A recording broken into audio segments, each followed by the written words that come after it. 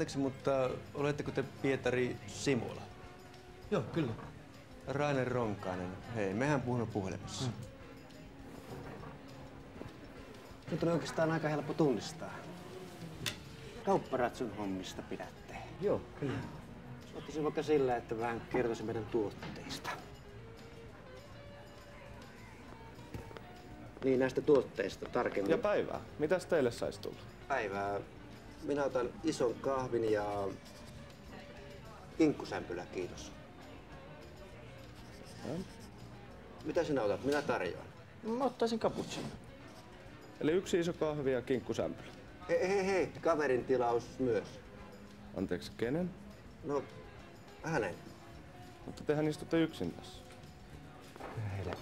Rainer, minun täytyy tunnustaa sinulle. Minä en soittanut työpaikan takia, vaan kertoakseni sinulle, että minä olen enkeli. Et voi olla.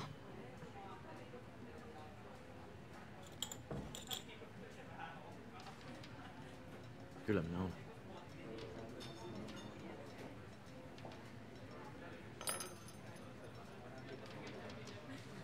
Minulla olisi sinulle tehtävä. Mikä tehtävä? Näetkö tuon tyypin tuo? Kadun toisella puolella. Hän on seisonut siinä monta tuntia, eikä kukaan ole antanut senttiäkään. Tähän on tultava muutos.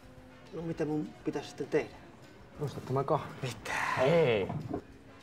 Näetkö nämä kaikki ihmiset täällä? Näistä kukaan ei ole tehnyt koskaan mitään hyvää.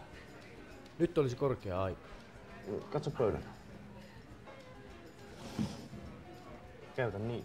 Miten sun osaa käyttää tai jos sen kiinni? Rainer. Sinä et ole tainnut pitkään aikaan käydä kirkossa. Koskaan. Tiedän erään henkilön, joka ei tykkää siitä.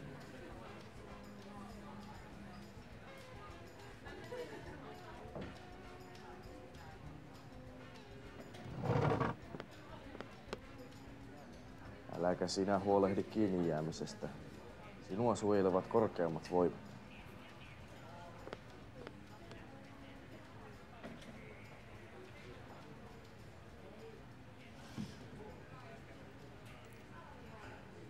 Olisiko olla jo?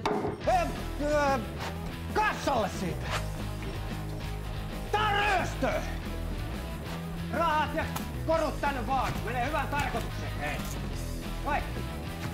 Sinä siellä paikkakanteen. Tee meille rahat tänne ja nopeasti. Kassaa. Hipi. Noin.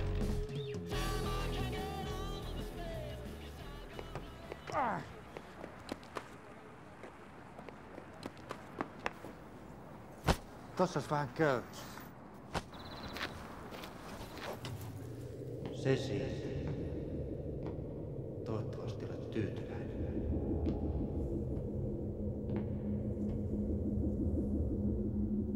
Tuossa se on se kusipää!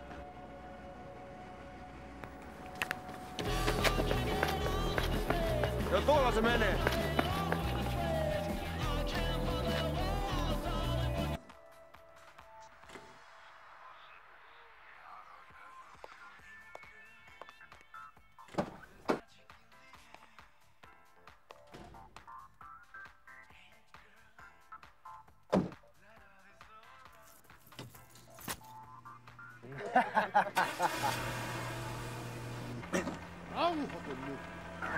Enkeli, anna tää homman mulle!